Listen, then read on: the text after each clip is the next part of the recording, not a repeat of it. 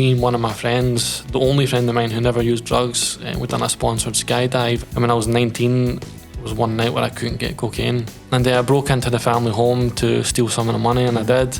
And there was an episode of This Morning on with Phil and Holly, and they had a person on it who was describing what happens when someone's being groomed. And when I overheard it, it just filled me with rage, and it made me remember everything I'd been through. And then when I started doing more digging, I found that he was a director of these youth hostels and had all these positions of power and stuff, and that's what pushed me to really want to report it, because I thought, it's not just me.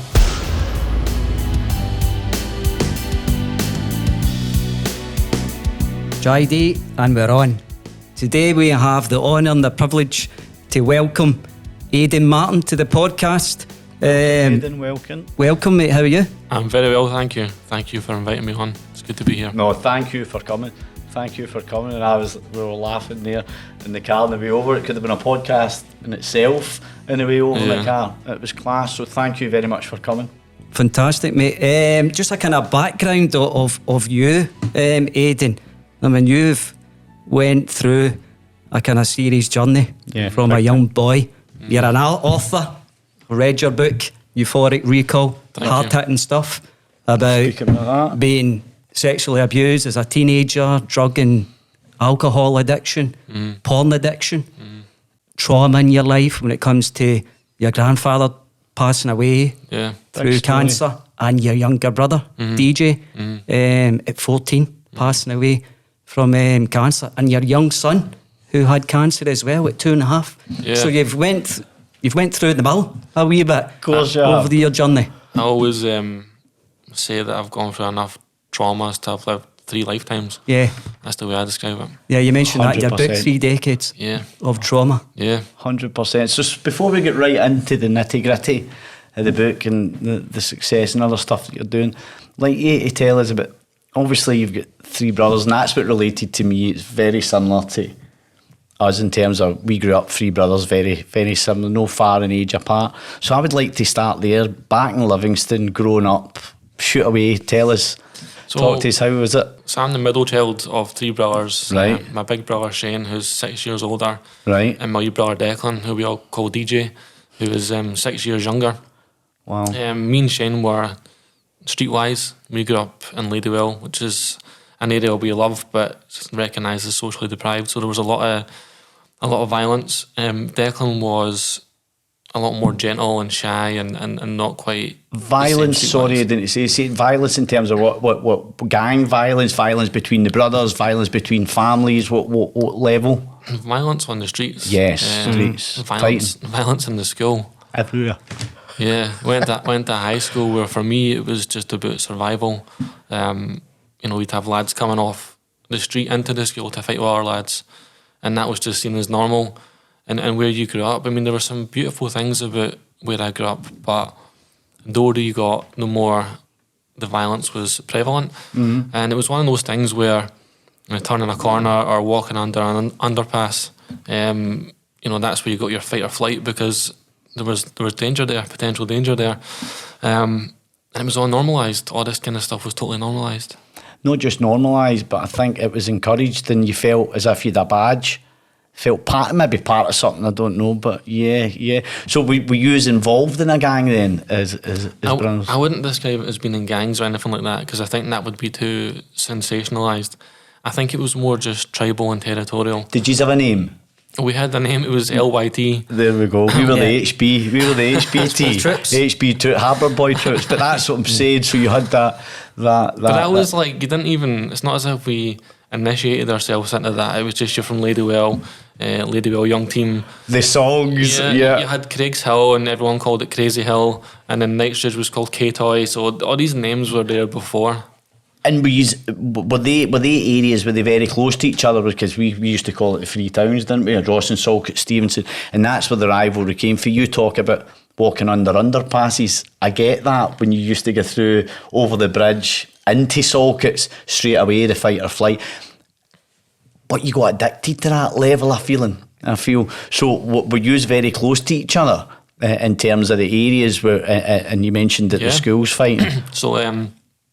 Craig's Hill and Knightsbridge and Ladywell, they're all on top of each other basically. And the high school I went to was the place where all the kids from all those areas went. Now, all those areas, and again, I'm not being disrespectful, but all those areas are recognised as being socially deprived, according to the Scottish Index of Multiple Deprivation. So that's the government that's recognised these areas are socially deprived. So all these areas are recognised as socially deprived areas, and all the kids from those areas went to the same school, which to me was under-resourced and at the time voted as one of the worst schools in the country. So there was a level of violence that was normalised both on the streets and in the school, and you internalised all that. And I agree with you. I think there was a part of us that thrived on the buzz of it as well. Of course, 100%, 100%.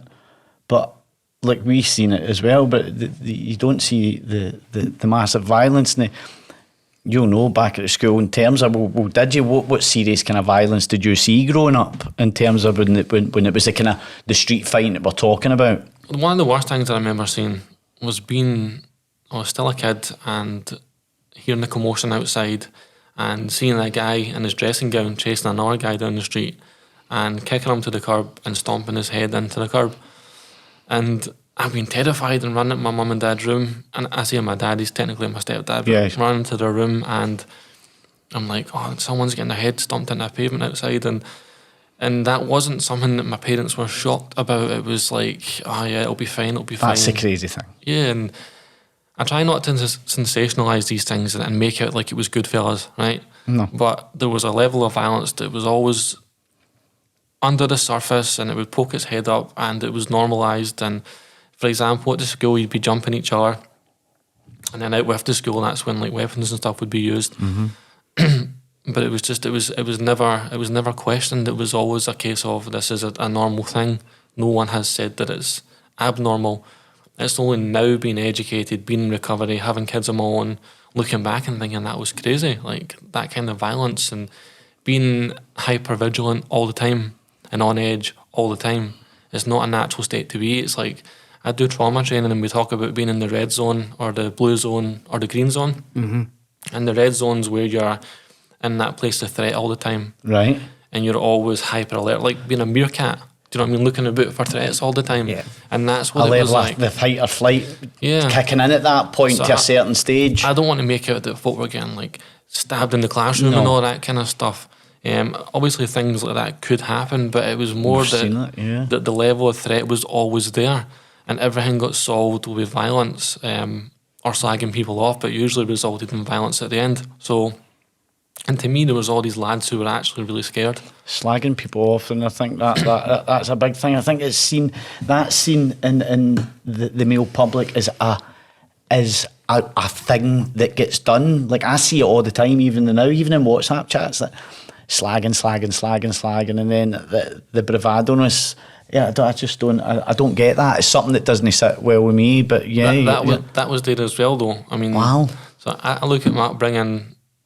Not through my family, but where I came from, it feels like almost like a cult because you all had to have a French crop if you were a boy, French crop haircut. And is this family-wise, yeah? No, not family, just the area. The area, boys, right? Yes, yeah, the certain level of clothes, right? Go you had to have your hoodies and your Rockport boots and your gold chains, and you could only have your left ear pierced, and so there was all these abnormal rules that we didn't make that were just there. And like I remember being in my school, and there was only one boy that had long hair. Everyone else had to have like short hair. Yeah.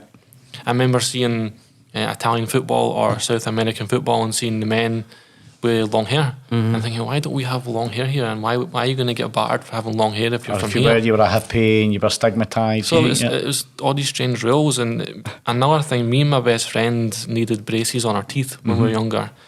And we both broke the braces so you wouldn't get battered at school.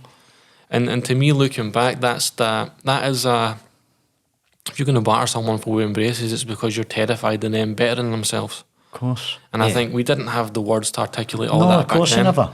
But looking back, you can see that there was a lot of people who were suffering from social deprivation and other traumas and mental health stuff going on. And to see anyone change or be different or improve themselves meant that they were a threat to your way of life and your normality. So the slagging off culture as well, that began really early. That began with, in a way that we couldn't even understand it. Oh, he's got braces on his teeth. Let's go and do him. because he's got braces on his teeth. And It's because you're different. It's different. And the fact an easy person just to pick on. And let's, because you're different. Let's look at exactly what that is. That's a child being forced to break their braces out their mouth, Which are metal anyhow. to be scared of. I get it. I totally get it, because although we were fighters and we were really, really streetwise, that level of embarrassment we went through, obviously, with the religion that we get brought up in. It was but to be forced to take metal out your mouth because of the stigma that brought, It was the fear, because obviously you were different from them. I mean, so you just wanted to be like them. I don't think the ones that done the bullying or stuff were bad people either. No. I don't look back on these years and think those were the bad guys and those were the good guys. I see a lot of people that were brought up in... No, because you were probably a part of both as well. Yeah, of course. Growing up, it's just so natural. We would, like, even my group of friends, we kind of look at ourselves as like them betweeners, because we weren't the hard guys, we weren't the geekies. But we would slag off other groups of people as well. Of course. Like the goths, or, do you know what I mean? Of course, it's mad. And so we were no better than the people who were giving us grief. It was the done thing. It was so normalised. And like I think about later in life, so you asked about violence. The violence started escalating after school. Right. So at school it was like, you wouldn't have a fair one-on-one fight or a square. And that was secondary school. So secondary school, you'd be in your gang fights and stuff, right? And again, I don't say I was in a gang per se, but you had the gang fights. And see, when sorry to go back to the schools, because I'm just looking back at us at schools. Like, we were the same. Like, we all were in a school, a Drawson Academy, but in our school there were people from a Drawson and Salkits. And although we had a rivalry out with school, in school it was seen as there were no rivalry. But what we did is we fought with the Catholic school. That was across the part. So with the fighting in your schools, was a religion involved? No, it was nothing to do with religion. It was. But it wasn't ours wasn't about religion. It was just fighting people their school from against us. used to go to the Catholic school. But it was the school difference, and one was Catholics and one was Protestant. So there must have been a level of that in it. But I get what you're saying. We were all fighting each other in our school. We weren't fighting our school. Right, so it was just waiting to get into geography. I got my nose smashed right outside a class like modern studies or geography. Wow, man. We had another high school in Crazy Hill, and that got knocked down. So then all the kids were put into this one school in Ladywell, and I think that was part of the problem. And then at that time there were some great teachers, but there were some really burnt out teachers that, if violence or bullying was happening in the class, they would look the other way, so you didn't feel safe. And rather than looking at the reasons behind why is this kid underperforming, why is this kid misbehaving, there was no looking into the background of the kid. It was let's put them down to the lowest level of classes. We got what's called punishment exercises. We got put in what was called foundation, which was the lowest classes. And then you went to this place called base, which is where all the problem kids got stuck to do their punnies. I was there, yeah. That was the system. Mad. That was the whole system. There was no, what's going on for this person? And for me, it was like, me and my pals would sometimes have to find fire exits to get out of school, so we didn't have to get jumped or something like that. And that was in school. The real violence of people, like, making attempts on each other's life and stuff, that happened after school. The drug escalation happened after school, but like I got alcohol in school, and that's where I discovered alcohol in school. So what came first for you? Was it the drugs, or was it the alcohol that came first? Porn came first. Porn came, right. Take us back then, right? So that was the start of the addiction. So tell us about that. I know your papa, the taxi driver and stuff. So yeah, I couldn't stop, because I'm thinking to myself, did we all have porn addictions at one point? Do you know what I mean? To your story, but you're just talking about this. Will be interesting. This will be good. So tell us. A family member had tapes, VHS tapes, no different to someone sending a clip by WhatsApp. No, that's today, it. Yeah, the groups. That's when you said that. I was online. Like, yes, so, they're constant. Yeah, like, it was a done thing. People had tapes and magazines, and I just discovered these tapes when I was 10 years old, and when everybody was in bed sleeping, I'd be going through and watching them. And again, I became addicted instantly. It gripped me like that, instantly. Mad. And the tapes were a variation of all different types of hardcore porn. Nothing illegal, just hardcore porn. But I was 10. and I was gripped, like I say, instantly. And then I didn't know I was an addict either. I was too young to understand any of this. And what it was doing was it was teaching me to lie, teaching me to deceive. I was self-soothing from a young age. I was already in the cycles of addiction, but it also damaged any ideas of what I had about romantic relationships. Regardless of sexuality, it damaged any ideas I had about what to expect from a romantic partner. Was that any level of embarrassment behind that, or was it just... No, it wasn't embarrassment. It was, this is extremely graphic material I'm watching, so relationships are all going to be sexual and they're all going to be full of this graphic kind of behaviour. Now, that's not to say you can't have that in a relationship in a healthy way, but to have that as your starting point.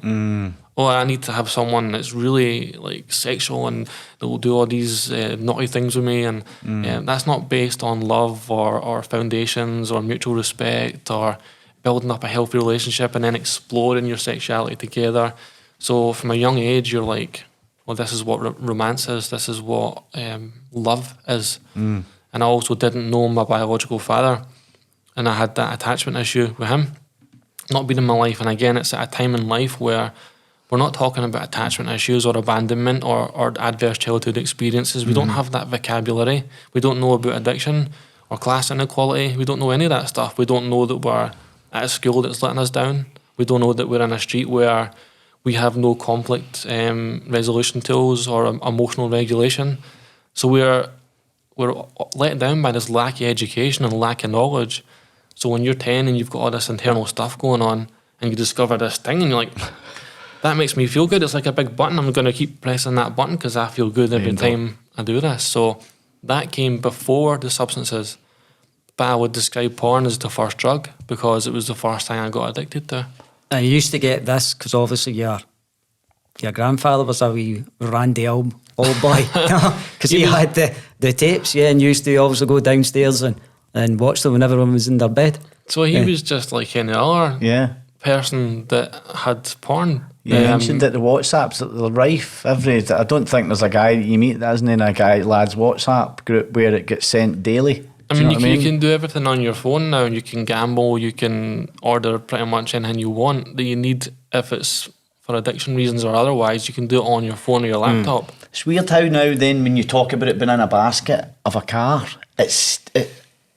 the stigma changes when there's no really any difference. It was in a cupboard. It wasn't in a car. Was it not in a cupboard? It was in a basket in a cupboard at the back of the house. Got you. Usually would be quite a discreet place, but because I discovered them, and it was purely by accident, because we used to have loads of like home movies, and your grandparents would record tapes of like childhood things like Beauty and the Beast and Never Ending Story and all that. Yes. And I discovered something that wasn't that, and I remember the first time, I don't want to say anything too graphic, but I remember the first time watching the first tape and not quite understanding what I was seeing, but still being drawn in and then going back to it. Crazy, yeah.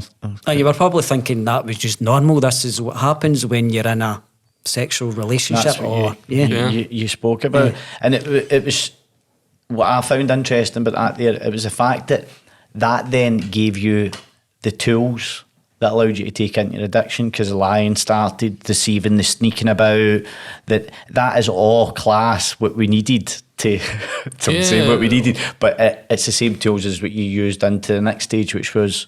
Alcohol was next. I was 13. Talk to me. What was your first drink? There's an interesting subject. Half bottle of whiskey. What? Really? You never... Aidan started. I remember Diamond White. That was mine. Diamond White. And lager it was. We had Mary Down and White Lightning and all that kind of cider stuff. But it was half bottles of whiskey and half bottles of vodka, and a friend in drama class would bring them in, and we don't know if his... What age, Aidan? 13. We were 13. 13, right. And his dad had a corner shop. And I don't know if his dad was giving it to him to bring in and punt, or he was nicking it and doing it, but me and my pals were scraping together money buying it. And we were drinking straight whiskey and straight vodka. And it's like I always say, at the time, you think the attraction is the feelings that's given to you. So you feel gallus, you can talk to lassies, you can fight lads, all that kind of stuff. But really, what it's really about is that all the feelings is taken away. It's taken away fear, it's taken away anxiety, it's taken away this lack of self-worth and self-esteem. It's giving you false feelings of love. At the time, I was already suicidal as well, so it was taking away feelings of being suicidal. Wait, you're at 13, you were suicidal? Oh yeah, that for high school years, I was suicidal. Yeah. Why, mate? Why were you? Because everything around me felt. I mean, I had a beautiful, loving, caring family, so it's not as if I came from a broken home. But I had this knowledge that my dad wasn't there. Mm-hmm. I really hated the violence in the streets in the school. I hated all of that. Even though we'd go about acting hard and jumping into fights and all of that, I actually hated it. I hated that environment. And the rest of growing up in Ladyville was beautiful. I loved the gala days. I loved playing football in the streets. I loved that we were all a generation of outdoor people. Yeah, we were all. Yeah, everyone knew each other by first name terms. I loved all that stuff, but I hated the violence and how quick it was all the time. But I love the fact, sorry, but I so relate, but I love the fact how you can distinguish between the good times and the bad times. Sometimes when I think back, it was all madness, and I cannot never remember the... You can when you sit down and think about it. When you think of some areas of your life, it's just all dark. But every time you've mentioned it, which I think is class, you're still able to switch and still see the good parts of growing up. That side of it, which, let's face it, young people don't have. That areas that we had when we were out of the house in the morning, but I like the way how you can defer the two. Wouldn't want to be disrespectful to this area and the people that come from that area, because I met some of the most amazing people in my life in these areas. I remember having this swimming teacher at the school who taught me how to swim, and I got all my badges on my trunks, and I was one of the best swimmers in the area. I loved certain parts of it, but in an area that does have social deprivation, it breeds violence, it breeds depression, it breeds drug use, and those things were there from a very young age. And I don't know, I just felt like the world was a scary, bad place. It was like I was saying about being in that red zone all the time. And then the porn would be the soothing zone for me, which is your green zone, taking you into that, but not in a natural way. Yeah. How did you hide the alcohol? From your parents? People ask that, but not smelling it on your breath. How did you hide that? We used to get. I know you used to put like polar mints or chewing gum and that kind of stuff. But the thing is, parents were quite smart as well, and your dad was strict. The same as ours. So that's how I was like that, because getting into our house, it was military. It was military. I wouldn't say it was military. Well, it was something. And a Friday night, when he was expecting you coming in and was coming in, it was military. You were stopped at the door and. You smell your breath in your hands. You've been blowing smoke. It was military, man. But anyway, so we would lie to our parents about where we were, and we would camp out. We done as well. Listen, they had every right. I'm not saying that they never had every right, because their boys are coming in at 4 o'clock in the morning. We're 12, 11. We've been out sneak to. I used to climb out 3 stories windy to climb down that drain pipe because they'd lock the door. But all night. We used to do them in the town. We used to do them up. We went up the Cannon Hill in Ardrossan. But then we just go about like the top end of Ardrossan, that maybe go into Salkits, that kind of stuff. And then in the morning, you used to steal the milk and the orange juice from the orange juice and the papers. And sometimes you'd get the rolls, and on the odd occasion you get the dough. A couple of they were that was prize on a Saturday. Sometimes there were a couple of what do you call them, shutters you had to kind of jimmy up to get them, but they were good. So how did you kind of get away with it? Just similar tactics? Sometimes we didn't. Sometimes we would get caught for it, but it was again a very normalised thing that all the kids were out having a drink on a Friday night. That was it. I don't think we used to walk about the streets buying into our groups of folk, and it would either be, oh, this is a sound group and we'll have a drink with them, or this is a dodgy group and we're going to get in a fight with them. So again, that was just something. It was a normalised thing, and you would just find ways to deceive your parents. And I think they probably knew, like, it comes with the territory around here. So and by the time you get to 14 or 15, you're saying that you're staying at your pals or whatever, and you're camping out and doing it like that. Aye. Crazy. And wait, so that was a drink. So what was the drug? What was the first drugs? So the first drug I took was weed, and I didn't like it because I'm an uppers guy. Not anymore, of course, but I would discover I was an uppers guy. But weed first, and then ecstasy and speed after that. And so weed. So the weed started, and as you know, when the weed starts, you start getting in the groups of the people that are punting the Charlie or the ex. Back then, it probably too early for. I never seen cocaine until way later. It was the same. Cocaine was later for me. Yeah. It was weed, and everybody would just stand in a circle somewhere outside where your alcohol, and then people brought out joints, and you would do it because you wanted to be part of the group. But it was never a drug that done anything for me. It just made me feel spaced out and slowed down, and I didn't like it. But when I discovered ecstasy and speed... And what age were the ecstasy the same? Was that 14, 15? I'd say between 15 and 16. I definitely was heavy into it by the time I was 16 years old. Right, yeah. Okay, and like with ecstasy, obviously the dance scene comes into that. So did you like going to the raves? Were you out and about? Talk to us about that. We obviously, I don't consider my generation as being the real ravers that got the real rave scene. I think we got the fumes of the rave scene. But we went to clubs like Room at the Top in Bathgate. Was the big one. Yeah, we went there a few times as well. It was, I describe it like you went to these places knowing you either had the best night of your life or you're leaving in an ambulance. It was one of the two. There was no in between. But that's where we would go. We'd sneak into clubs. And it wasn't very hard to sneak into clubs. You were 16, you were getting in. And everybody was taking eckies. Everyone was taking speed. And you felt like euphoric. And the music matched how the drug made you feel. And because everybody was doing it. And I also talk about leaving school at that time with no qualifications and with no chance of owning a house and no chance of owning a car and not knowing how to form relationships, and even trying to get a council house at that point would have been 12 to 16 years waiting list. So, because I was living in Livingston, a new town, where at one point you could pick the house you wanted to stay in, a council house. But by the time I'm leaving school, that had all changed. Right. So we're all leaving school. Most of us were leaving in fourth year. Some of us didn't even finish our last exams.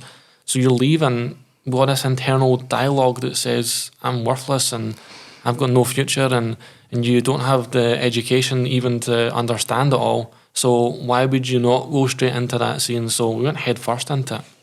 And you're saying dialogue about you're not good enough, and that comes from all areas, your friends, through the slagging, right up to the teachers, especially the type of people that I know I was, where you seen it started off, like I was heavily dyslexic, so it's just when you spoke about you were outside, it started off you're outside in the classroom, but you were there with a group of friends that are always there. Before you know it, you were in the remedial class where you were playing computers or whatever. So you were getting told even from every angle that you weren't good enough, and then you're getting set off in a lot of these schemes. When I know I went straight into them, they were government-led schemes. You were going into an environment which was mad, straight into another environment which was meant to be work, which was similar but worse. But what industry? Than school. What industry exactly. was that? No, so that was construction. It was loads of different. You were getting in and you could have been a construction. You were just back in a mad classroom and getting kind of paid. What I mean by asking what industry was, there was nothing in my area. No, we had in West Lothian there was Sky TV. That was the only big business that was around. It was a call centre, so there was no like real pathway. There was no one at school talking about going to college or going to uni. Like, I'm a writer. There was no one at school that's like, you're really good at writing. Do you know what I mean? You're a writer. You could become a writer. Well, no one told us this. We didn't get educated like that. So it was like, and there's no shame or no disrespect in working as a sales assistant or working in a factory or anything like that. I think. Thank you said that because I'm a salesman myself. I mean, it's like, even if you want to do something really great with your life and you think that you have to go on a pathway there, we were told that was it for us.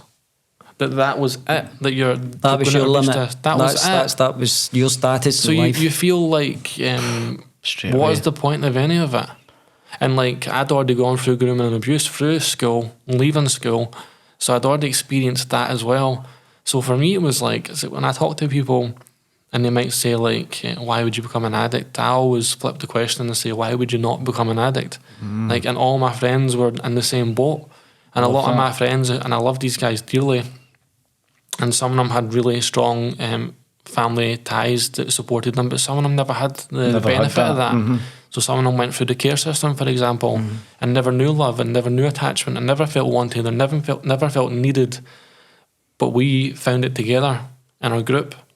You got your identity, you got your purpose, you got your drive, your direction, your structure, and the drug subculture, and then you got all the music and stuff that made it all feel like this is the best time of our lives. We're going to be forever young. We're going to be like this forever. It's mad how you've got that feeling. Yeah, it's kind of mad. But let me just take you back, Aidan. Right. So, round about 15, 16, that's when you were using drugs.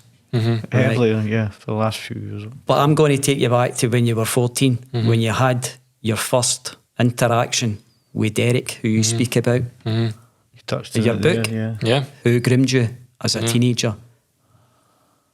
Talk to us about that, please, mate. Yeah, so his real name wasn't Derek. I've changed his name in the book.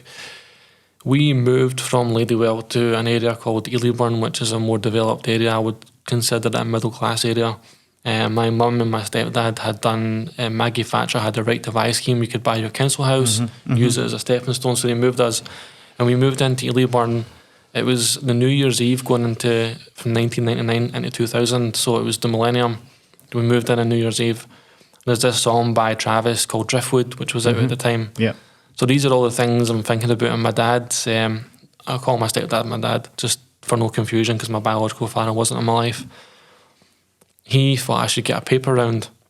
And I got a paper round at this shop at the time. It was called All Days. It's now a co-op. And, you know, I would phone porn numbers on there. On the like you'd phone them on your house phone. It was automated, premium rate numbers, etc. But at that point as well, we got a computer for the first time. And we got the internet for the first time. So I was 13, just about to turn 14. And I used chat rooms, which were, it was AOL, so it was the dial-up and stuff. And I used chat rooms that were called Teen Chat. And this is why I talked about the porn from earlier, from age 10, desensitising you and how dangerous that is, because something that was common in the chat rooms was older men would talk to you. And that didn't seem abnormal to me. In fact, there was a level of attraction for me in getting this attention from older men. And I think that I know now with the therapy I've had that it was a replacement for my biological father. I was thinking that.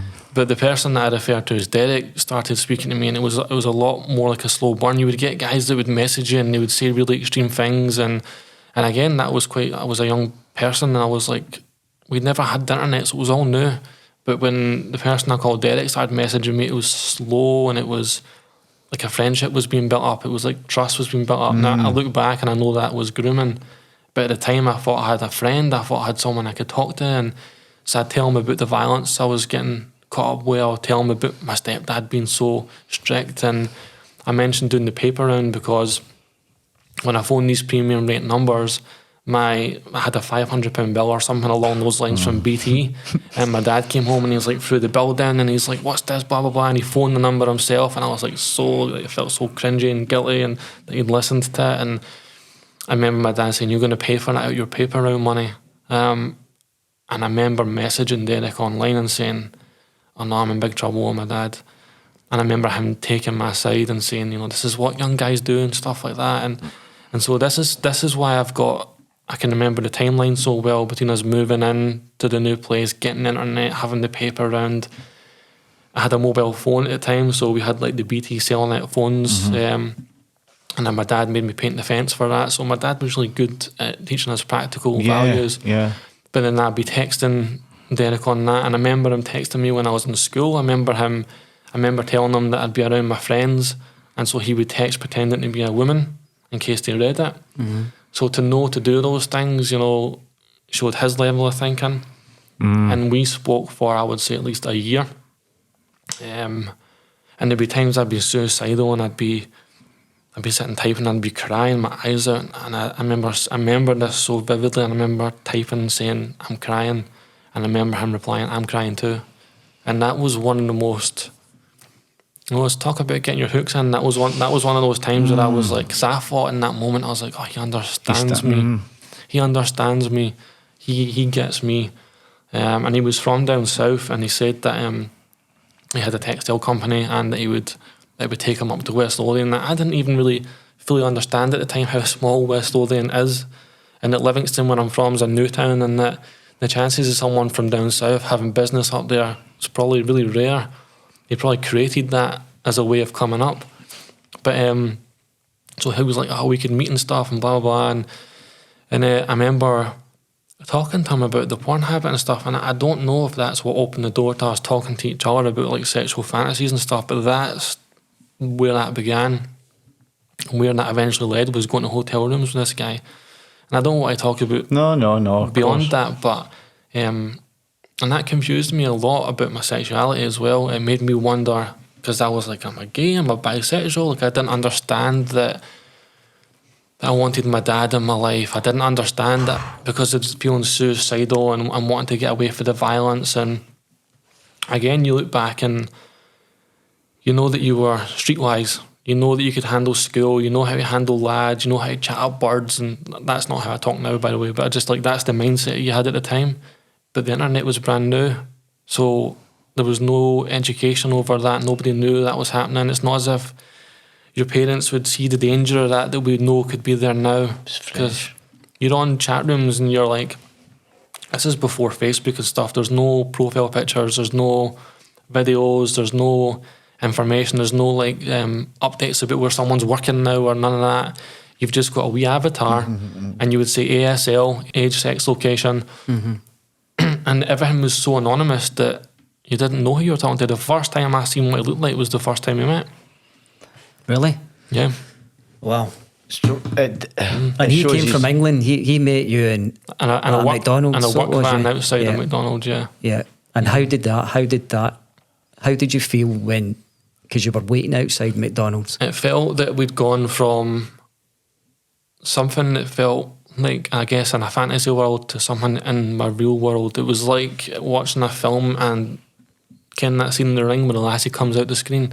It was like, it was like, I got it. as in, what I mean is, it's like you're watching something, but now this something is here. I'm with you. In your real world now. And the excitement and everything that was going along with it. You think as well, because you see this person and that's a shock, because you're like, this is some older guy, and then you're also not understanding why you're here waiting to meet him. You don't know why you're there.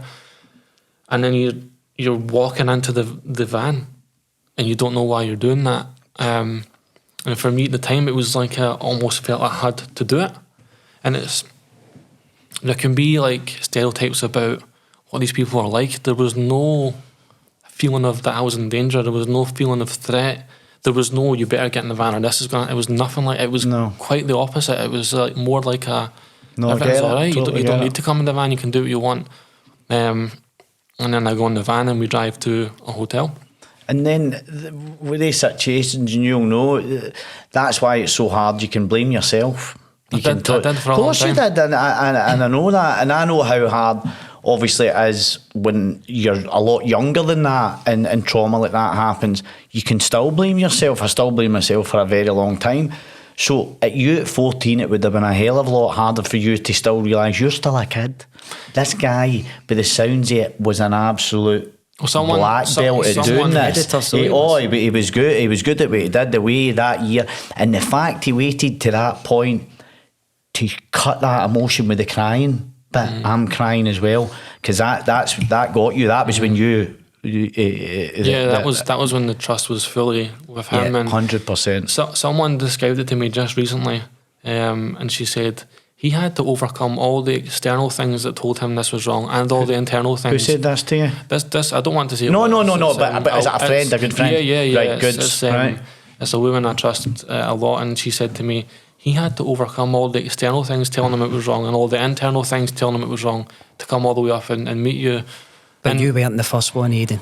No, I mean, you know what I mean, see, when it came round, I eventually did report it, and by the time I reported it, he was dead. But I had to go through the whole process anyway, and speaking to a detective, and she theorised that the textile driving job was a tool to get around the country. And I remembered when I was writing the book, I actually was going back over the book again and editing it, and I remembered that he talked about a boy in London as well. So, and that's one of the reasons why I really had to report it. I found out that he was a director of a youth hostel down south. I don't want to say which one, but he was a director of a couple of youth hostels down south where he was from, and he was also a Christian pastor, or had been, and a youth worker. And when I found all this out almost accidentally, because I'd come home much later in life. I was at uni and doing well and came home, and there was an episode of This Morning on with Phil and Holly, and they had a person on it who was describing what happens when someone's being groomed. And I overheard it because my partner was off work ill watching it. And when I overheard it, it just filled me with rage, and it made me remember everything I'd been through. Wow. And I started to Google him. I'd never Googled or looked for him or anything, and I started to Google him, and I found him. And I found this page, which is still, you can still see it, it's still online. and it's a testimonial on a religious page, and it described all these things. It talked about his textile job and everything as part of it. And then when I started doing more digging, I found that he was a director of these youth hostels and had all these positions of power and stuff, and that's what pushed me to really want to report it, because I thought, it's not just me, there's other people. Who else is involved? Yes. Yeah. And what age were you when that the Holly and that come on the telly, it's triggered you to listen? I need to maybe. This is what happened to me. This wasn't my fault. It was during that realisation. It was during my first time at uni. So my first time at uni was between 2014 and 2017. So I must have been early 30s, late 20s, early 30s. When in the So last much time, later in life, yeah. Yeah, the last time I'd spoken to him, and we'd sort of the older I got and started understanding I didn't want to do it, that sort of tailed off being in contact with him. And then one time on MSN Messenger, I was about 20 or 21. It was around about the time my brother passed away, and he logged on, and it was the first time I'd seen his name on there for a long time. And for whatever reason, in that moment, I said to him, "Why did you meet me when I was 15?" And he replied and said, "No, you were 16. You were 16." And then he logged off, and that was the last I ever spoke to him. And it left me feeling so mixed, because it was one of those moments when I was in my using addict life at the time, but it was the first time I'd had the opportunity and the courage to question him, but it was done in a way where he could just disappear. And then I was just left with it again. Yeah. You touched on your brother, Declan, DJ. Yeah. But your grandfather had a massive influence in your life and your big brother Shane's life. Yeah, Granddad was like, and I don't want to be disrespectful to my stepdad, who I call my dad, because he gave me a lot of good things in life, even though we didn't have a great relationship at times. My granddad was like the male figure in my life who I had this natural bond and chemistry and love with. And we'd go to market, we'd go to Ingliston Market a lot and stuff, and he was funny, and I just had this strong bond of love with him. And my big brother even more, he was like a real father figure to my big brother. And he got ill on a Friday and then died on a Tuesday. So, and like before he got ill, he told me he was dying, and like I spoke to my family and they've all said he's never told anyone else this. There was nothing that could have told him, or at least told us, that he was dying. But he took me into a room in the house after I'd come home. I got jumped at school. I came home, my eye was all burst. He took me into a room. I could tell he was worried about me, and he was like, "Son, I'm dying and I don't have long left." And like, my granddad always told these wild tales, and so I just thought, even though he wouldn't tell sinister tales, his tales were always like humorous and being a secret agent and all that kind of stuff. And but I was in denial about that happening. But he was so important to me, and I think about him. I talk to him every single day. He passed away when I was 15, and how I wish I could sit as an adult now and talk to him about life and ask him, because he was in the Navy and stuff, and I wish I'd been old enough to ask him more about that, because I know how much that mattered to him. He didn't ever go to the cinema, but he went to see Pearl Harbor. And he didn't care about the love story. He just wanted to see the lifestyle of people who were serving their country. That's what mattered so much to him. And he lost one of his friends in the service as well. So I know how much that meant to him. And I wish I could sit down with him now and say, "Tell me all about the Navy, Grandad." And it's just with the timelines, it's kind of falls in perfectly from. Like your dad filled, and he didn't fill it by the story, by the sound of thing, didn't fill the void of your dad completely, but it was there. And then this other guy comes into your life who we just spoke about at a very similar time where we'd lost your granddad. So it kind of, so his timing couldn't have been bloody perfect. He'd picked it himself. Do you know what I mean? I'd been talking to Derek for a good year before my granddad passed away. When I say a year, it wasn't like every single day, but it was that first touch that you mentioned. It was very, very gradual. It's very natural. Regular contact, and it all kind of that was the time I think I lost my childhood innocence, when I mean, you kind of lose it with all that violence happening and substances and stuff and porn, but there was still a child in me. There was still, someone who believed in the magic of life. And when I lost my granddad and the grooming went from online to meeting and having abuse happen, something changed. So I describe it, and I've written it in the book about it. It felt like being in the Truman Show. It felt like discovering that your whole world was fake. And I get that. That can be both liberating when you don't care about anything, but that can be really dangerous because then you don't care about the violence anymore. You don't care about consuming drugs. You don't care about relationships. You don't care about yourself. You're hoping to die, because every day I wanted to die. So it's only liberating later in life now that I look at life in a way where I want to take positive risks. I'm not scared to try things, but when I was in so much pain and didn't have recovery or education or healing, then it worked in reverse. It made me not care about life and think that everything was dangerous and being in that red zone all the time. That red zone you talk about, the kind of fight or flight area. You mentioned it'd be good to kind of touch on your brothers. You mentioned you two tragedies, obviously, the two main folk, and mentioned cancer before. It's kind of fresh, it's real, it's raw, it's relevant at this point in time.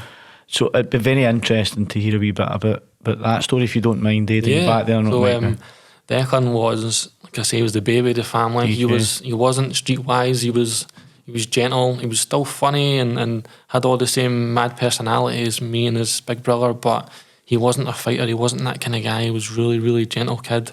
When he was 10, he was diagnosed with one of the rarest cancers in the UK. I can't pronounce it. So he tried to pronounce it to me twice, and I just know it's a very, very rare.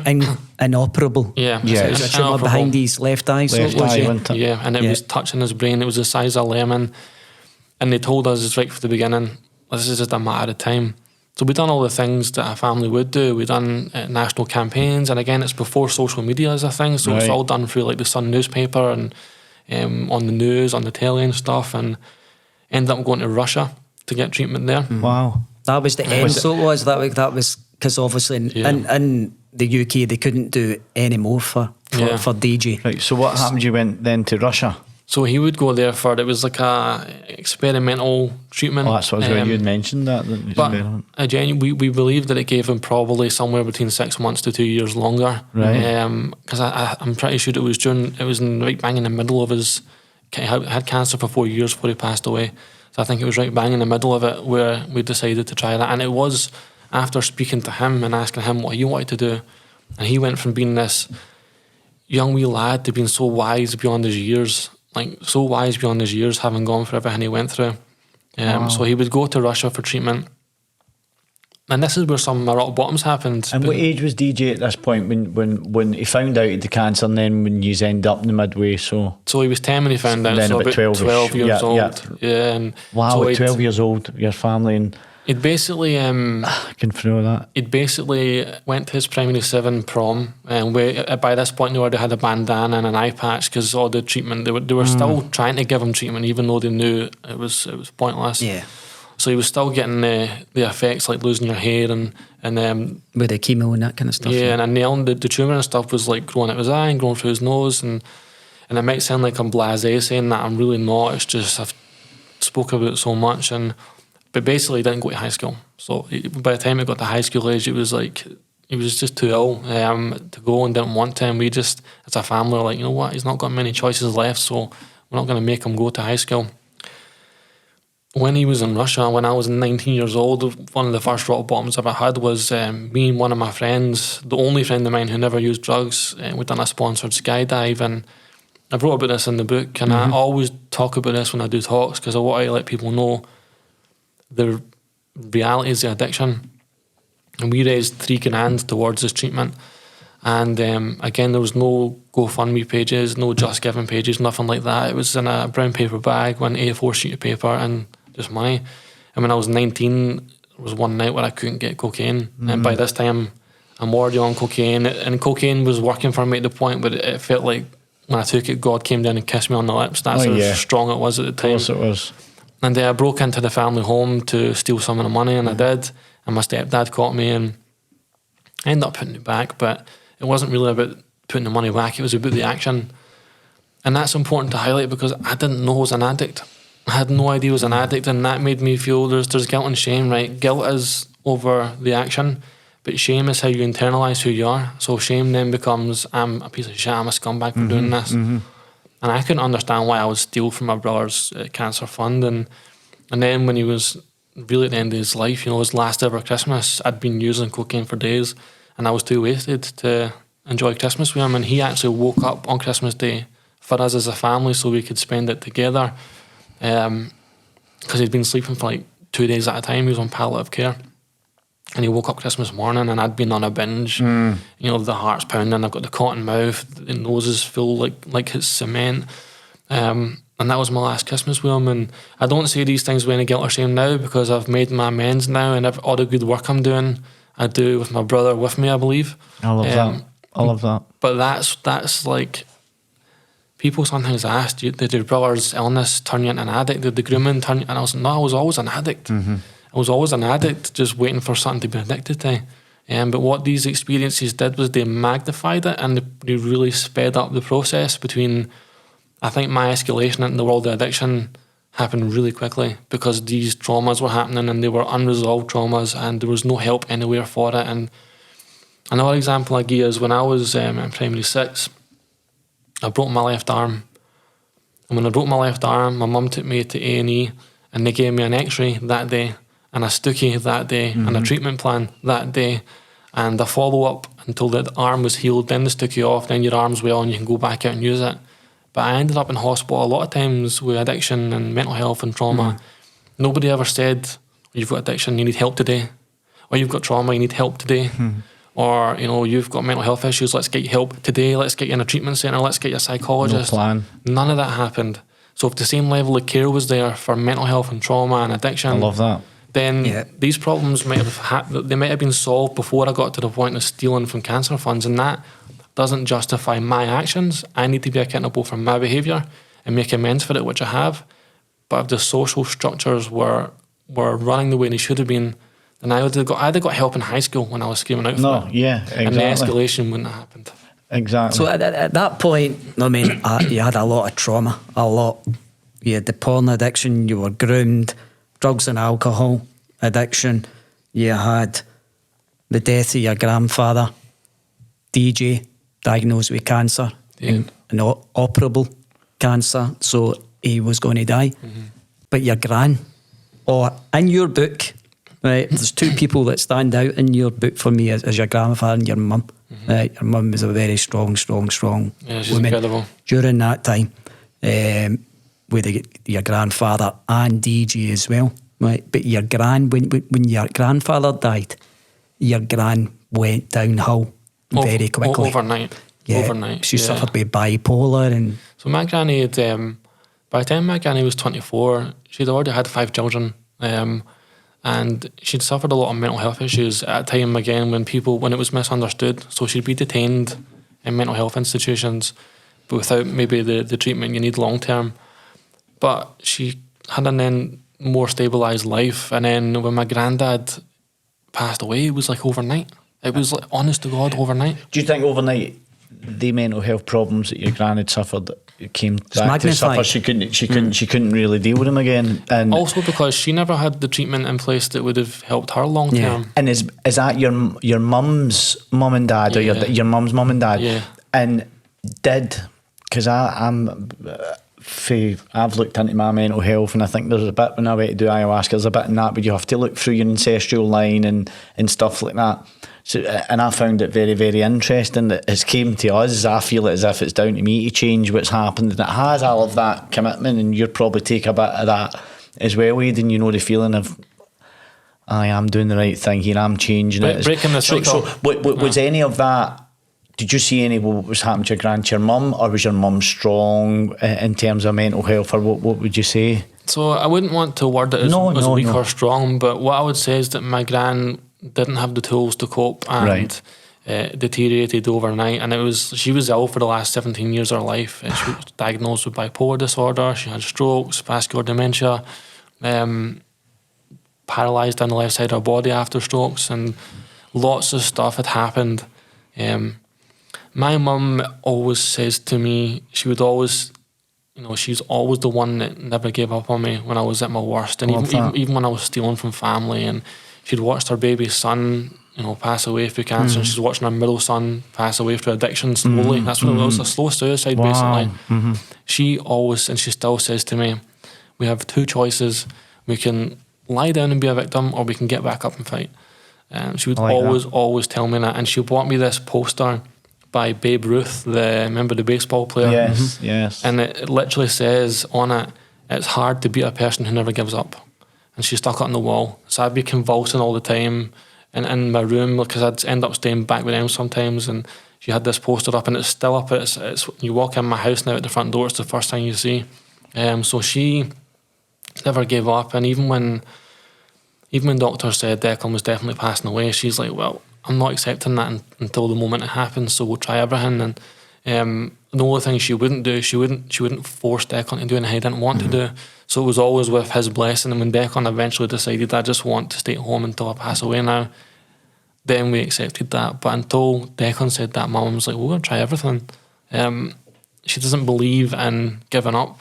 And she was the same. At times, we'd be in the cancer ward with Declan, and then she's going to St John's Hospital. So the cancer ward would be in Edinburgh Sick Kids, and St John's is in Livingston. And my mum would be going from there to St John's Hospital to care for my granny. She tried to care for my granny at home for a while, and then my granny was in a nursing home, and we'd be there all the time. We practically lived between my brother and my granny. We practically lived in hospital wards and nursing homes for so long.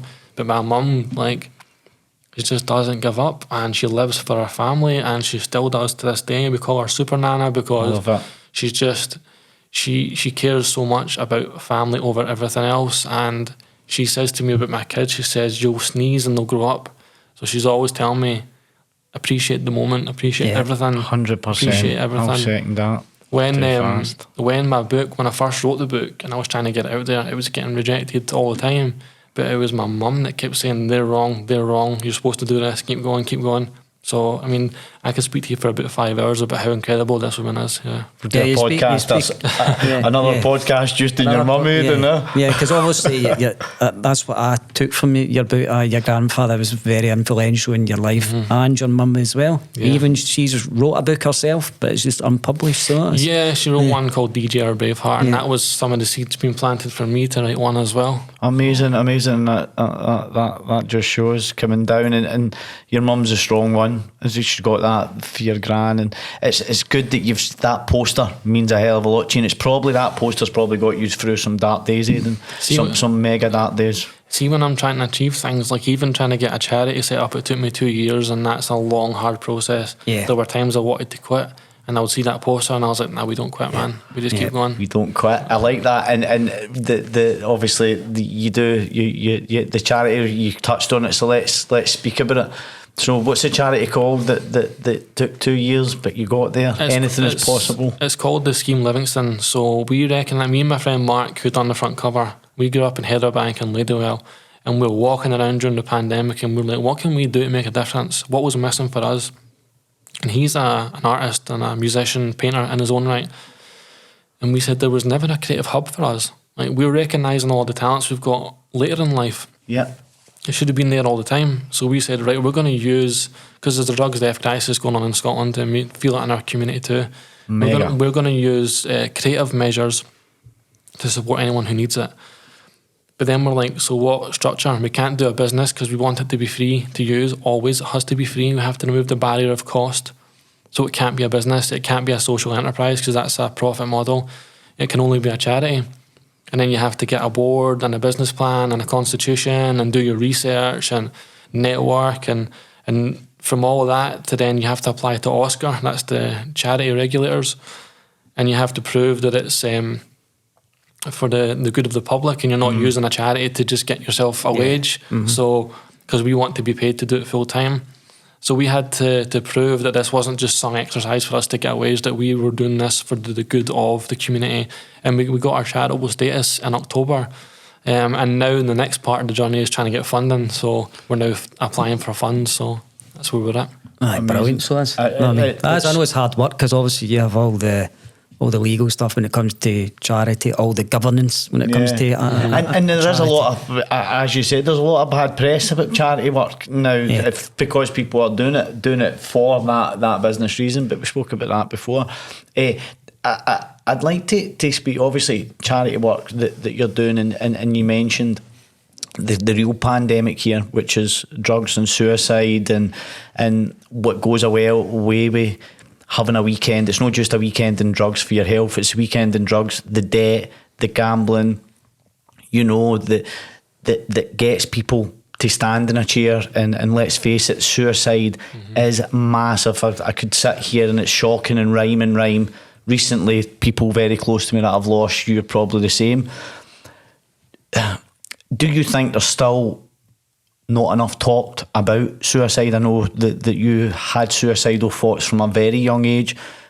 Do you think that there's enough getting said? Do you think it's coming to the surface at all, or do you think we've even scraped the I think that we are at the beginning of change, and I think it's going to take some years before we tackle everything, because all of it to me is intertwined.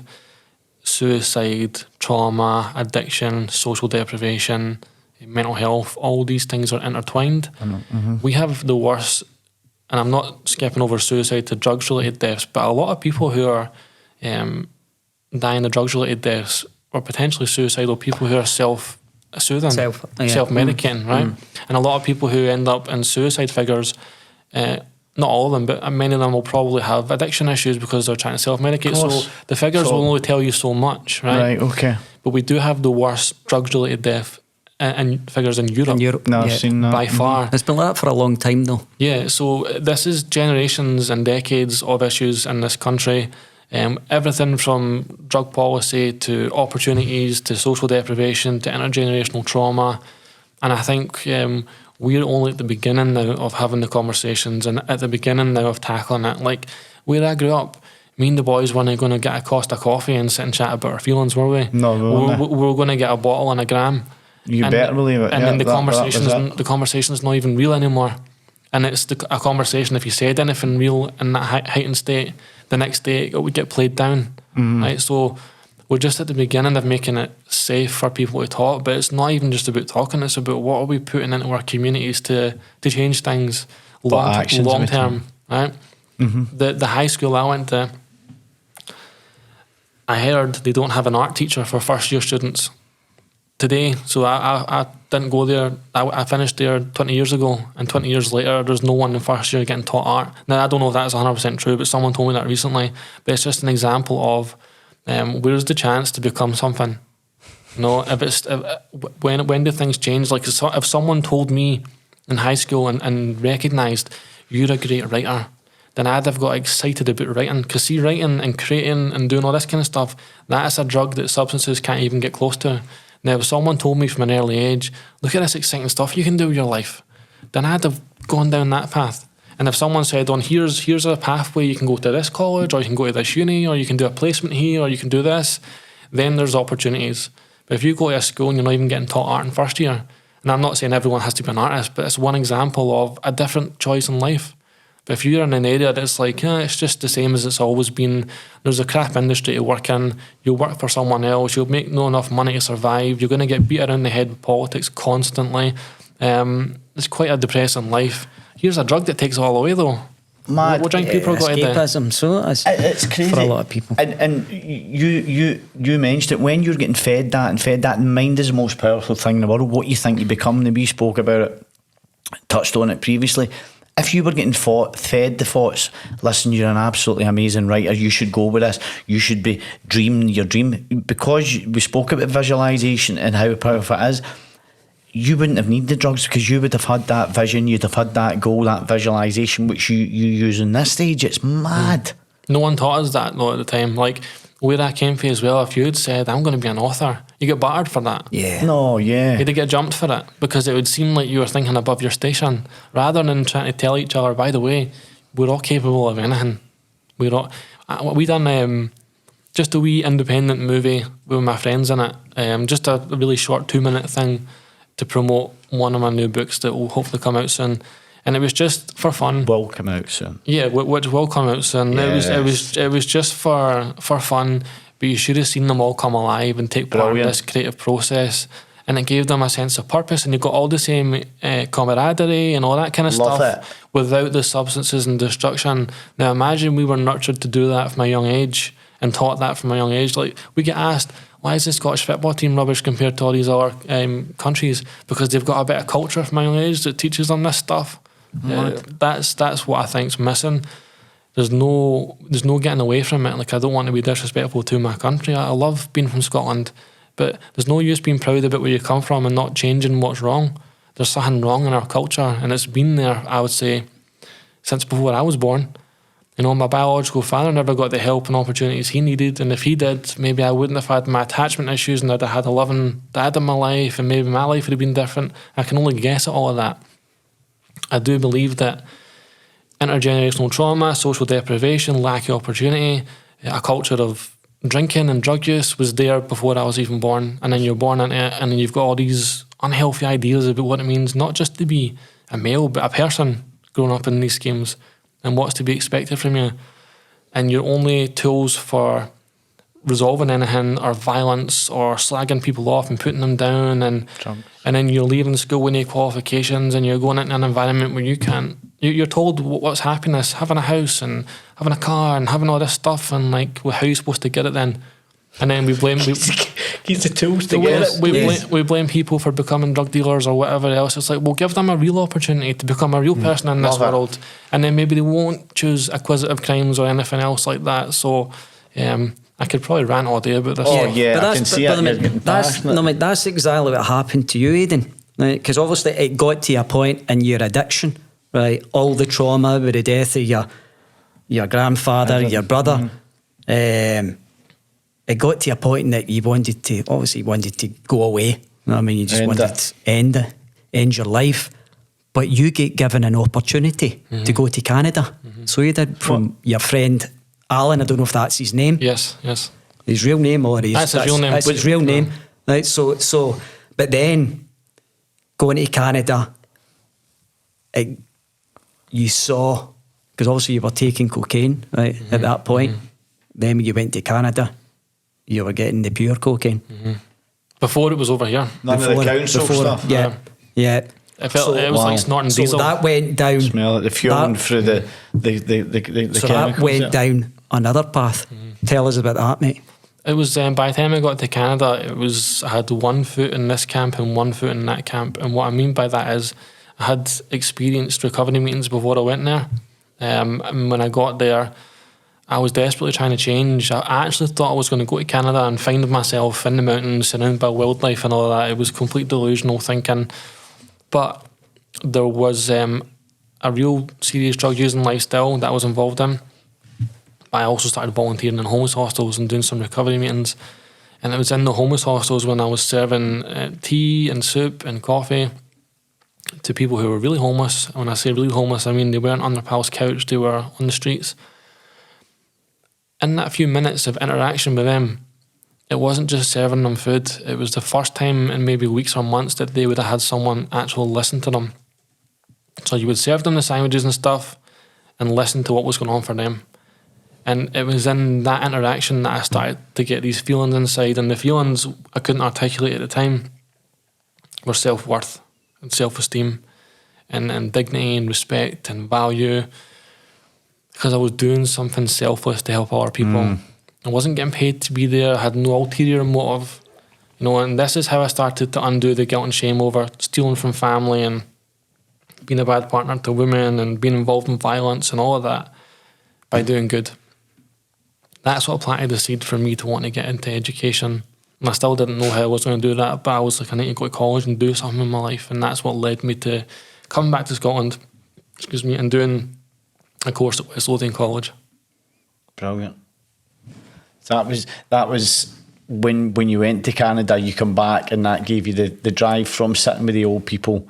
This is my purpose. You had a light bulb kind of moment, so you did. You think your brain kind of switches a bit. Right, I need to be doing something different here. It was the way I didn't have the words for the language for it because I hadn't been educated yet, but I knew I was feeling stuff and I knew it felt good. and I was fed up feeling like a scumbag. I was fed up hurting people. I was fed up letting people down. Doubting yourself. I was fed up, shitting yourself all the time. And then I was doing this stuff, and it was for people that I identified with the people as well. So I might have been on this side of the counter, and they might have been on that side of the counter. Yeah. But we had the same stories. Same story, that vibe, that connection. Yeah. And when I met you the day, that type of connection that you're feeling. And it's therapy for you. When you were sitting, you're saying you're getting all these feelings. You don't realise that when you're talking and helping people, no wonder you go home and you start feeling a wee bit better because you're actually your therapy and yourself. It gives you a buzz. Of course it does. When you're helping someone, you get a buzz from it, because obviously you're parting, or you're giving them some kind of knowledge that you have, and you're imparting that knowledge to them that they can use. You're becoming, when you're doing stuff like that, you're no longer part of the problem, you're part of the solution. I like that. No part of the problem, part of the solution. And that was my first experience with being in the solution, was helping other people. And then where it really changed was going to West Lothian College, because that's where I started to get nurtured by lecturers who believed in me and who would they would say things like, Aidan, you're really intelligent. Aidan, you're going to go really far in life. And one called Maggie said, Aidan, you're going to go far. I can feel it in my bones. You know, and she made me believe it. I felt it there when you said it, which is, it's class. And it only takes one person at that stage of your life to kickstart you into your dream and your visual. We've spoke a lot about the trauma and that you went through in your life, but sitting here now, Aidan, listen, you're not sitting there, it's been a long, long journey. What tools in your locker do you have on a daily basis? What do you turn to? What gives you your drive? What do you get up for? What's your why to get up in the morning and become the best version of yourself? And what tools can you use or give advice to people that are listening that are going through the same stuff as what we've been through? So my tools, what keeps me well, is recovery meetings, going to recovery fellowships. Is that CAA?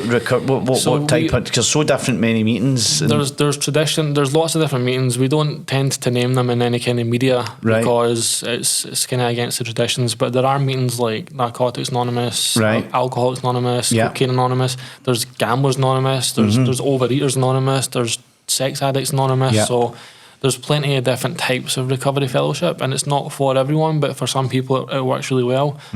That's my medicine. So I live an abstinent-based recovery, so I don't touch any substances. So on Christmas Day, I'll be 4.5 years substance-free.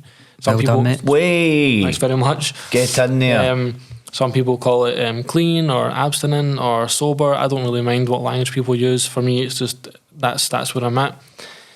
What I get off on these days is the creative process, is helping other people, is making a difference in my community. I do that through my charity, through speaking events, through doing the TV show about trauma. I do trauma training as freelance. I'm in a place now where I'm constantly walking into new and exciting territory, and that's taking positive risks. Like at the end of last year, I decided this year I was going to go full time as a writer and speaker, not knowing what would happen, because I went away and got educated. I got myself a degree in social sciences, and then I got a master's degree in social work. And I decided not to become a social worker. No disrespect to the profession. It's just I was already in the process of becoming a speaker and a writer by this point. My book had came out. I noticed the difference I could make with my voice and my experience. Love it. And so I chose that pathway instead. So that's what I get up for now. And I've got 2 manuscripts for new books, and I've got an agent who represents me, and she's pitching it to publishers. And I've got on my vision board that 2023 is the year where we get another book out. So, and if it's on the board, you know what happens. It's crazy. Have you got a name for it, Aidan? Yeah, new book. So there's 2 books. So it'll depend which one. So obviously Euphoric Recall is the one that's out, but I've got 2 other manuscripts written. Okay. One's called Forever Young, and the other one's called Trolleys in the Almond. Trolleys in the what? Trolleys in the Almond. So that is. I love the sound of that book already. So that's about. So it's about me and my friend Colin, who I talk about here. But me and Colin need a book of our own, because I could only touch very briefly on the 3 years we lived together. And I described Trolleys in the Almond as being like Jackass meets Football Factory meets Dumb and Dumber. And that's kind of like our experience of living together in those 3 years, like 2 dafties that end up in drug wars. I love it. I can't wait to read it. And it's called Trolleys in the Almond because we've got the River Almond in West Lothian, and a lot of trolleys end up punted in there. And in the river. And that's in the vision board, Trolleys in Ireland isn't drugs good. in the It's Ireland. happening then, we know that. And the second one's called Forever Young, which is fictionalised based on real experiences, but Forever Young's a lot more to do with the so-called lad culture. That we spoke about, slagging the... So you know what, it's, people look at the lad culture, but it's about what's behind the lad culture. You hear all the stuff we spoke about today. It's far too easy to go, oh, lad culture. I want to tell people, no, this is what led to lad culture. Yeah. So that's what Forever Young's about. The story that gets to just, it's very easy to labelise things and just put it as that. I don't know which book will come out next. I'll let my agent work on that and we'll see where it goes. And this Brilliant, mate.